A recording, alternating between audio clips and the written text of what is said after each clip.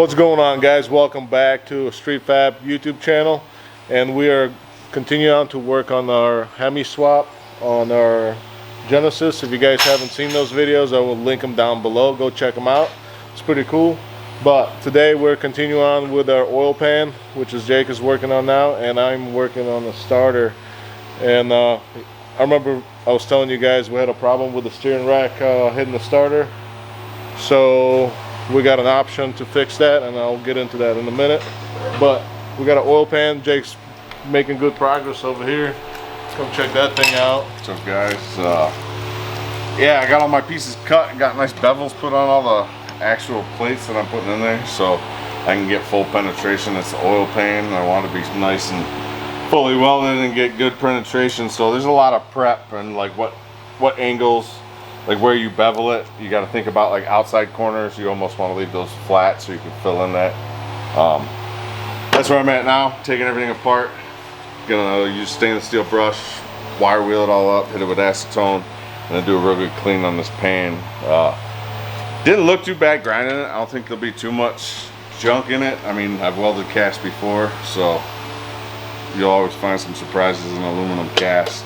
But it looks pretty good. I think it's not going to go too bad, so that's where I'm at. Getting ready to get them clean and get them welded in. And this is just some 1/4 inch.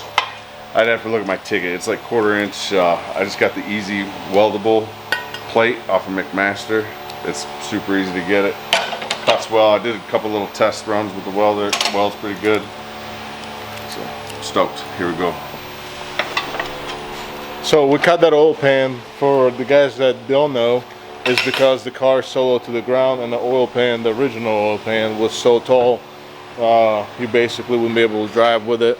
So we end up cutting it where we need it. The oil pan is off now, so it's slightly higher than the steering rack that you see sitting on the back.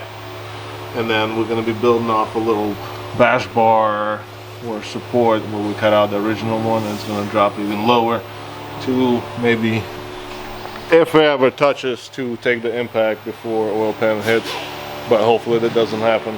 Anyway, I'm working on a starter, and this is what I got right now. So our original motor here is pretty large, so whenever this is all in the car, the steering rack comes through, or the steering column comes through and basically hits the side of this. So we end up picking up a AC Delco starter, and it was advertised as a 2016 Challenger, but it does not fit because this ring and the ring gear is way different from the one that is installed. If you can compare next to, look at the difference. And also the alignment cast is also so much larger. So our plan is basically just to take this motor and swap it onto this body, which we're going to do a little modification, but it will work with no problem, I think. And then we're going to go ahead and test it out. So the motor's already out, and so is this one. So I'm going to go ahead and make a new alignment slot for this motor because it's a little bit different. So you can see, for the focus, you can see the little stud right here, or the pressed out piece on the housing. So it doesn't exactly line up, or this one's bigger, I believe. So we're gonna have to make a small indentation in the metal in this cast and secure that sucker. So I'm gonna get this in the vise, get it all prepped, and then we're gonna go ahead and make a new notch for that and put it together, put it on the car, and then give it a test run and see if it will fit. Hey guys, so we put the starters back together, and this is the difference that we are getting between the two motors. It's basically about 1.5 inches right over here, and I believe it's gonna let us clear our steering column that comes right through here. We're gonna throw it on the car in a little bit and check it out. But we did look at the other options on the market as far as different starters and all the sizes, and the AC Delco basically was the only one that came in the size that we needed, what we were looking for. So it did advertise as it would fit, but it doesn't, so we had to do something different. to make it work. So I'm gonna get this car up on the lift, and we're gonna put this in, see if it works. All right, guys, we put the starter in, and we got some bad news. It doesn't quite fit, or I should say, it doesn't quite give us the spacing we're looking for between the steering column and the starter. I'm gonna show you what we got right now. So after all the finagling and trying to move the motor forward or back, this is basically what we got. So there's some space, but very little space, and as the motor is gonna flex during acceleration, that's definitely gonna touch and it's gonna vibrate. You're gonna be able to feel all that in your steering wheel. So that sucks, because that was the smallest motor we're able to find. So if you guys know any other companies that do make some motors smaller than the one we had, obviously this one was huge. We had like 2 inches, 1.5 inches off, but we need something even shorter if there's such thing available. I know we checked other manufacturers and theirs were a little bigger than what we got from AC Delco. So we'll have to mess with that and see what else we can do as far as the spacing goes, and try to address that. But it sucks, but what you can do, just keep going, try and move forward. Joey's over here though, making, what are you making, Joe? Making that block for the, what is that? The steering pump, the power steering pump pulley. Yeah, how's that going though? It's going pretty good so far. What is your, did you make a shim or did you make a test piece with something? Made a test piece of wood. How that was gonna work? Well, the test piece of wood's not exactly perfect, but pretty much gonna ballpark it. I need to make this 0.076 thick. This is close, but it's a block of wood. It's not really where I want it. But it's close enough to see where you need. Yeah, just the ballpark where you need to be at, huh? And here's the laser alignment tool. If you guys never used it, it kind of just clips on onto the one of the good pulleys, and then there's an alignment piece. I'll show you that in a second. Basically, turn that laser on. This is not where it's gonna live. Just for now, I have it sitting on these mounts, but basically it's gonna sit there like that. I think that looks pretty good. And you see how that laser shines onto the white piece of the alignment tool, and then you'll know if they're all aligned or not, so your belt don't squeak or pop off. So Joe, you got that piece pretty close. Now he's just going to transfer those measurements onto this block, this billet block, and we're going to mill it down to the size, and then just keep putting the laser on and do our final milling so it's perfect. So that's what he's after. Jake is working on a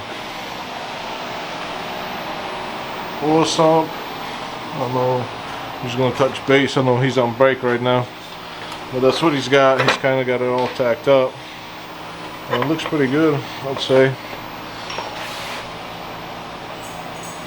So that's gonna look good. Can't wait till it's done. But back to the starter. We're gonna have to fix something. If you guys know, let us know if somebody's making mini starter motors. If not, we'll figure something else out. But we're gonna keep going at this for a little bit, and then we'll get back to you. Alright guys, I just got done milling down this piece. I made it 80 thousandths.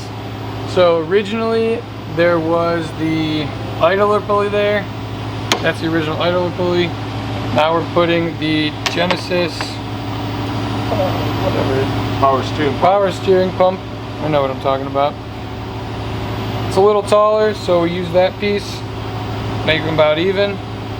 So this is where the original holes were for that.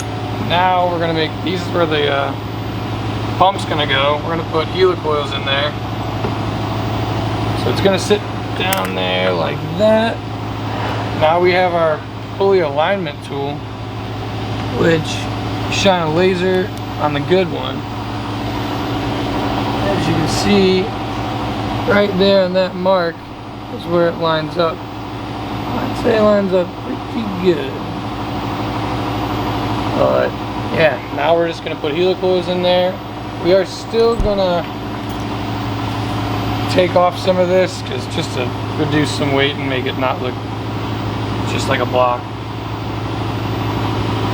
And that's it. That's all I got. Alright guys, so we're gonna give that thing a little shape, make it look like an actual part and not a piece of aluminum block that's bolted down. So Joey's gonna pop that off, throw a couple of helicals in there. We're gonna countersink these holes and it's gonna be all done, and we should be able to put our belt back on it, and that'll be the end of that. And we're gonna get over here to Jake. He's been working on this whole Yeah, I'm still at the pan. Yeah, I'm still at the pan. I got the main box just tacked in. I want to try to do as much of my welding off of the pan itself, because as you can see, I cut out a lot of structure on it. So a couple things to combat this, because that's a single plane cut. You know, heat's gonna want to do something to it. So I'm gonna try to minimize what it does to it. So I figured I'll get this box welded in. I'm making the back two plates that go on the side. This just slips right on over. So I gotta box out these back two corners. So that's my plan, is weld this in once I got it tacked up off, and then put it onto here. And I got one of them Certiflat tables, and these things are pretty rigid and it's flat across the board. So I'm gonna bolt the pan down to it, and I'm gonna try to do a little preheat on the whole pan. Nothing crazy, but just try to get everything up to temp. And I'm actually gonna bolt it down to this table and try to get everything heated up the same and then cooled down the same. See if I minimize the warpage on the pan. I'll take a look at it. You know, there's always a possibility of resurfacing just this face, but I think it's gonna be all right. That's what I got going on. It takes a little bit, just making sure you put your bevels and stuff, because it's 1/4 inch. My welder struggles a little bit. For thin wall stuff, it works pretty good, but to really get full penetration on this, since my machine really doesn't want to power through all the way to the bottom, I put nice deep bees. So if I have to do a 2-pass, that's my plan, or multiple passes, just to get a lot of filler material in there. You don't want to just butt these up and run a bead down the side of the oil pan. You know, rocks are planning on bouncing off of this, and you know, you gotta forethink that when you're making it. That's where I'm at. Well, hopefully I'll have this done and on here tonight. Pan's pretty clean, everything's prepped. So, and this is a 5 series. I mentioned earlier, it came back to me and it welds really nice. It tacks up real nice, so I think it's gonna be a good fit. So, can you put that on and like show it from the front what it's gonna look like from the side, maybe for the so over? It kind of hangs on there. I mean, that's gonna be the gist of it. And it gave a lot of capacity for sure. Yeah, but it's so much.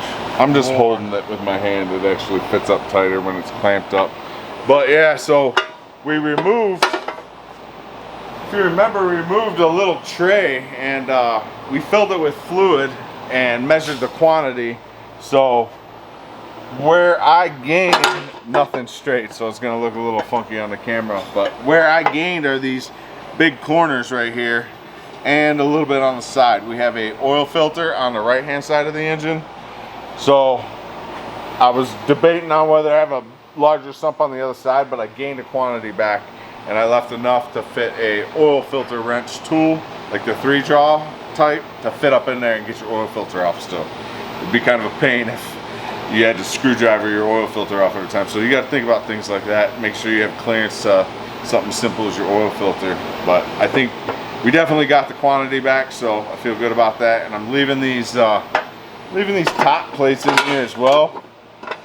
I wish I had it set up better for you guys to see, but I'm leaving these top plates in here as a form of baffle. Since the pan itself is lower, you got to think about sloshing and how the windage tray works in this. It channels the oil to the sides and comes down.